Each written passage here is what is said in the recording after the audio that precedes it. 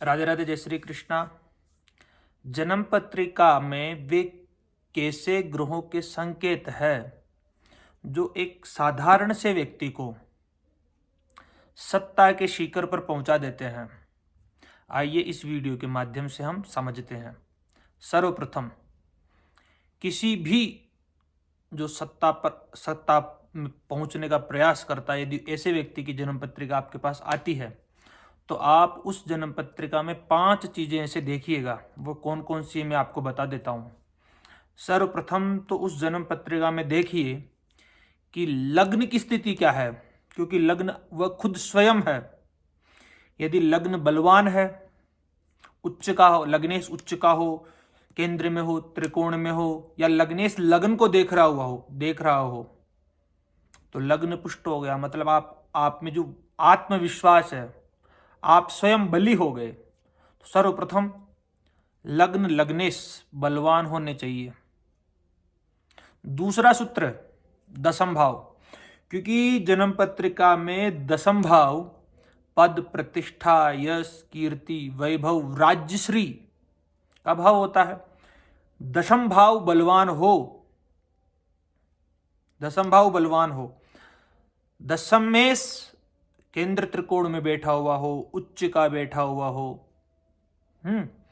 या फिर दशम भाव पर देवगुरु बृहस्पति की दृष्टि पड़ रही हो, दशमेश पर देवगुरु बृहस्पति की दृष्टि पड़ रही हो, शुक्र की दृष्टि पड़ रही हो, या दशम भाव में कोई दिग्बली ग्रह बैठा हुआ हो, सूर्य मंगल जैसा, तो ये दूसरी शर्त भी पूरी होनी चाहिए।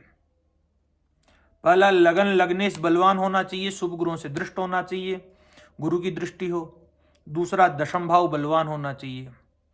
तीसरा, मैं कुछ राजयोगों के नाम लूंगा, वह राजयोग विद्यमान होने चाहिए ही चाहिए।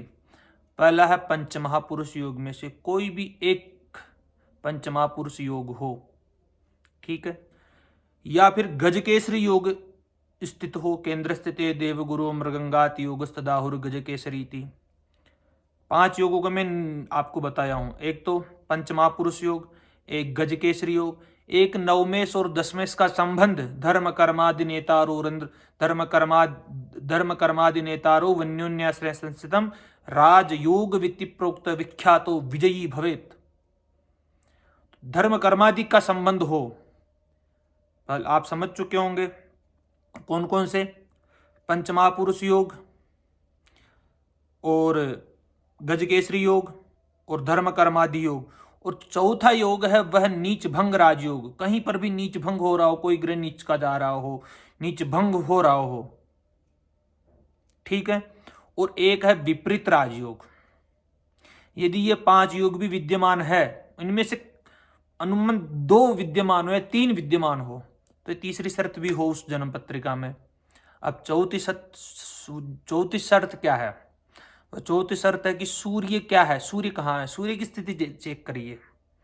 सूर्य क्योंकि सत्ता का, प्रतिष्ठा का, राज्य का कारक होता है मित्रों। तो सूर्य उच्च राशि में हो, मेष में हो, या सिंहस्थ हो, सिंह राशि में हो, या फिर शुभ ग्रहों से दृष्ट हो, गुरु से दृष्ट हो, गुरु के साथ में हो, मंगल के साथ में भी हो, कोई दिक्कत नहीं आएगी। लेकिन तुला या नीच राशि का नहीं होना चाहिए, षष्ठ अष्टम द्वादश में नहीं होना चाहिए सूर्य। आपको मैंने 4-5 चीजें बताई है, जिसमें तो चौथे नंबर पर अपन ने सूर्य को लिया है। सूर्य की स्थिति अच्छी होनी चाहिए। पहला हमने लिया लग्नेश, दूसरा हमने लिया दशम भाव, और तीसरे नंबर पर मैंने आपको 5 राजयोग बताए हैं, उनका ध्यान अवश्य रखिएगा। चौथे नंबर पर सूर्य, सूर्य की स्थिति जन्म पत्रिका में श्रेष्ठ होनी चाहिए ही चाहिए। और 5वीं जो स्थिति है वह राहु, आपका राहु अच्छा होना चाहिए, क्योंकि इस युग के अंदर राहु प्रधान व्यक्ति छल कपट धूर्तता तो वही उत्पन्न करेगा, और जब वो सही है तो ऐसा व्यक्ति राजनीति के अंदर पारंगत होगा, बहुत बड़े पदों पर आसीन हो जाएगा, भले ही ऐसा व्यक्ति बहुत निम्न स्तर का रहा हो।